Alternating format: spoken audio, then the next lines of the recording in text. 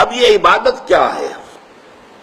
عبادت کا ایک تو ہمارے ذہنوں میں تصور جو ہے ہمارا جو زوال کا عرصہ ہے، کئی صدیاں بیت گئیں، وہ غیروں کے غلام رہے، وہ اپنوں کے غلام رہے، شہنشاہیت کا دور رہا، مسلمانوں کی شہنشاہیت، اور پھر یہ کہ غیروں کی کولونیل دور آ گیا۔ ہوتے ہوتے عبادت کا تصور سکڑ کر رہ گیا، نماز، روزہ، حج، زکوٰۃ یہ عبادات ہیں، اللہ اللہ خیر صلی۔ حالانکہ عبادت کا مطلب کیا ہے؟ عبد سے بنا ہے، غلام جو ہمہ تن مطیع ہوتا ہے اپنے آقا کا، ہمہ تن ہمہ وقت، ہر وقت اسے حکم ماننا ہے۔ وہ امپلائی ریلیشن شپ نہیں ہوتا کہ 8 گھنٹے کی ڈیوٹی ہے صاحب، اس کے بعد میں جا رہا ہوں، السلام علیکم، میرا کام ختم ہو گیا، نہیں۔ یا آپ نے کسی کو رکھا تھا، اینٹیں ڈھو رہا ہے یا کچھ اور مزدور ہے، شام کو وہ فارغ ہے، اس کے بعد وہ بھی آزاد ہے اور آپ بھی آزاد ہیں، آپ کا بھی ایک ہی ووٹ ہے، اس کا بھی ایک ہی ووٹ ہے، آپ اس ملک کے جو ہے شہری ہونے کے ناطے سے ایک دوسرے کے ساتھ برابر ہیں، آپ کو کوئی اونچا رتبہ حاصل نہیں۔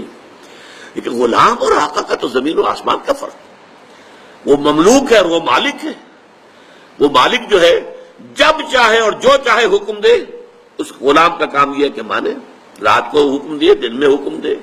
اور اسی طریقے سے اگر وہ آقا جو ہے کوئی کوٹڑی دے دے کہ اس میں تم سو جایا کرو رات کو، تو وہ کوٹڑی کا مالک تو نہیں بن جاتا، کوٹڑی ملکیت تو رہتی ہے آقا کی، ہاں استعمال میں ہے، متاع الحیات الدنیا، دنیا کی زندگی کے برتنے کا سامان ہے بس، باقی یہ کہ ملکیت جو ہے وہ تو آقا کی ہے۔ اس تصور میں اللہ کی بندگی اور بہت خوبصورتی کے ساتھ ادا کیا شیخ سعدی رحمۃ اللہ علیہ نے، زندگی آمد برائے بندگی، زندگی بے بندگی شرمندگی، وما خلقت الجن والانس الا لیعبدون، یہ تو ہمیں زندگی ملی ہی عبادت کے لیے، لیکن یہ جو میں نے ہمہ وقت ہمہ تن اطاعت اللہ کی عبادت کا تقاضا بیان کیا ہے، یہ بھی ابھی مکمل نہیں ہے، اس میں ایک ایلیمنٹ کا اضافہ ہوگا تب یہ عبادت کا تصور مکمل ہوگا، اور وہ ایلیمنٹ یہ ہے اطاعت مجبوری کے تحت بھی ہوتی ہے۔ ہم انگریزوں کی اطاعت کرتے تھے، مجبور تھے، کیا کریں، انہوں نے ہمیں فتح کر لیا، بزور شمشیر فتح کیا ہندوستان کو، اب ہم مجبور ہیں اس کا حکم ماننے کے اوپر، تو جبری جو اطاعت ہے وہ عبادت نہیں کہلائے گی۔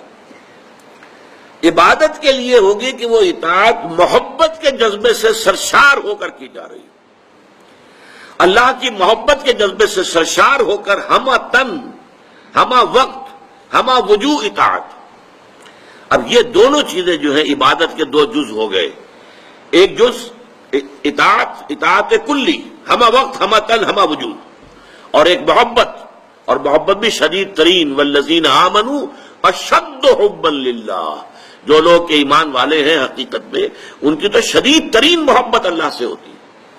ان دونوں میں کیا رشتہ ہے، کیا تعلق ہے، کیا ریشیو پروپورشن ہے، اس کی خوبصورت ترین مثال یہ ہے کہ ایک ہمارا جسم ہے، یہ نظر آ رہا ہے، 2.5 من کا یہ جثہ ہے، یہ سب کچھ جو ہے سامنے ہے، ظاہر ہے، لیکن ایک اس کی جان ہے، وہ نظر نہیں آتی۔ اس جسم میں وہ جان نہ ہو تو یہ جسم گل جائے گا، سڑ جائے گا، جلد از جلد اس کو قبر میں اتارنا ضروری ہو جائے گا۔ وہ جان نظر آنے والی شے نہیں ہے، لیکن اس جسم کا سارا وجود اس جان کے اوپر منحصر ہے۔ وہ جان ہے تو یہ سب کچھ ہے، اور جان نکل گئی تو یہ کیا ہے؟ وہ تو پھر ایک عناصر ہے جو منتشر ہو جائیں گے، تھوڑا وقت لگے گا، اس کے بعد سب کے سب تحلیل ہو کر ختم ہو جائیں گے، یا جو حشرات الارض آ کر کھاتے جائیں گے اس کو۔ اسی طریقے سے سمجھ لیجئے کہ عبادت کا جو جسد ظاہری ہے وہ ہے اطاعت۔ اطاعت جب انسان کرتا ہے تو نظر آ جاتا ہے۔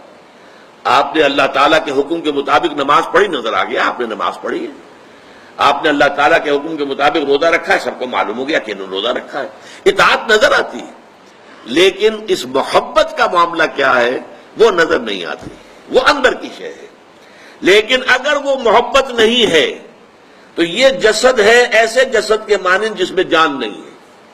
اطاعت جو ہے عبادت تب بنے گی جبکہ اس کے اندر محبت کی شیرینی، محبت کی حلاوت شامل ہو جائے، اللہ تعالیٰ کی محبت جو ہے وہ اس کے اندر رواں ہو، جاری و ساری ہو، سرایت کر جائے پورے وجود کے اندر، تب وہ عبادت بنے گی۔